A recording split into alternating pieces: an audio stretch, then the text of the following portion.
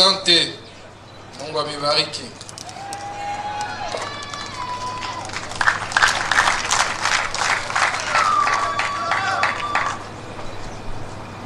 Monsieur l'ambassadeur de la Suède en République démocratique du Congo, Monsieur le représentant du pays du PNUD, honorable président de l'Assemblée provinciale du Tanganyika, Monsieur le gouverneur de la province du Tanganyika, honorables députés provinciaux,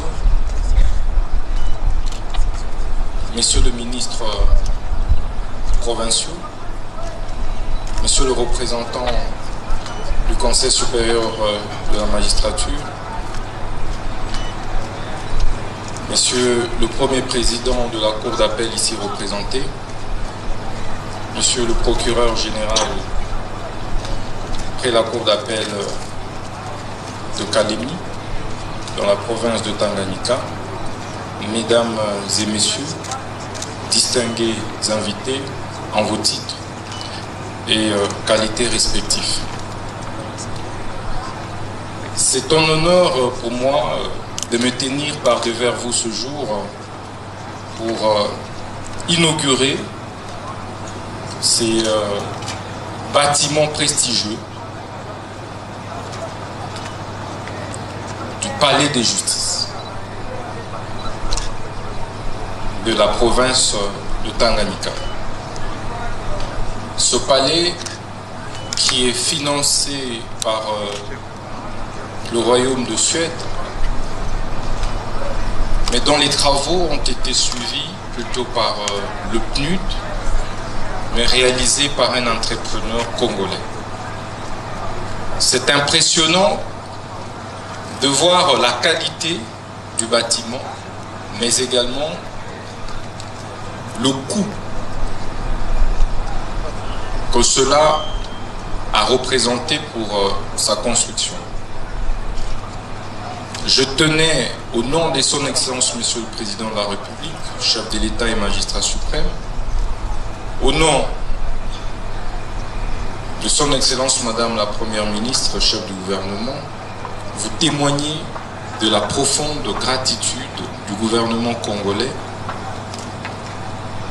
Vous témoignez de ces sincères remerciements pour l'édification de cette grande œuvre qui restera à jamais dans notre histoire judiciaire congolaise. Mais également vous rassurer de l'accompagnement sans faille du gouvernement congolais pour la suite de projets de construction des infrastructures, mais également d'appui à la réforme de notre système judiciaire. Je vais également vous demander de ne pas vous arrêter là. C'est de poursuivre l'implémentation du même type de projet partout ailleurs sur l'ensemble du pays. Déjà, j'ai reçu les instructions du magistrat suprême pour implémenter le même type de construction dans 3 provinces. Et c'est sur financement du gouvernement. À savoir la province du Kassa oriental, la province de Lomami, mais également la province du Sanko.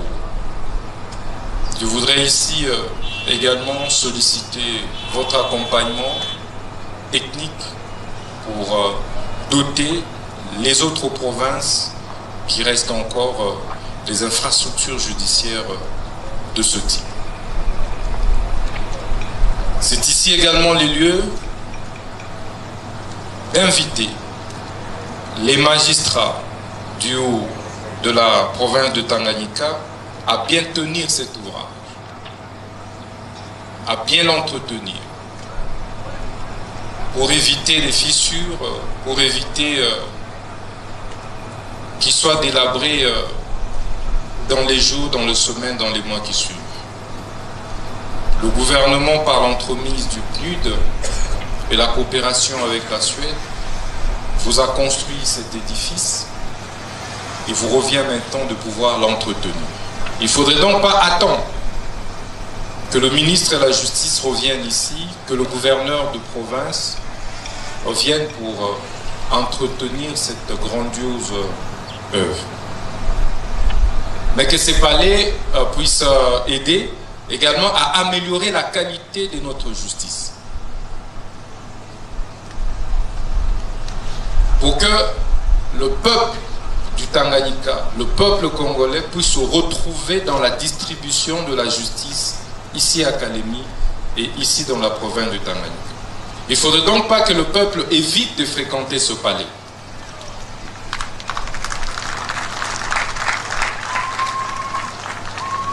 Ça doit être un palais qui rassure les justiciables, parce qu'il est construit pour les justiciables. Et cela dépendra de votre attitude, dépendra de votre comportement au quotidien. Donc chaque acte que vous poserez, vous devriez vous rassurer que cela conforte les attentes de la population. Ce palais doit donc constituer l'abri pour ceux dont les familles n'ont pas de nom, comme on dit. Pour ceux qui n'ont pas des moyens financiers pour affronter la justice. Ce palais devait être l'abri pour les plus faibles et non que pour les forts. C'est donc une responsabilité plus qu'un honneur. Je puis vous rassurer que le gouvernement de la République va continuer à vous accompagner pour qu'au-delà de ce palais, il soit construit ou aménagé d'autres infrastructures judiciaires et pénitentiaires. À savoir la prison centrale des Kalemi, qui est dans un état de délabrement le plus avancé, avec une surpopulation carcérale incommensurable. Nous allons donc travailler à créer l'équilibre pour que les justiciables ou les condamnés qui le seront par ce palais puissent trouver où être incarcérés. Donc la deuxième priorité pour nous, la plus pressante, c'est donc la construction d'une nouvelle prison ici à Kalemi. Pour nous rassurer que les conditions carcérales répondent aux normes et standards internationaux.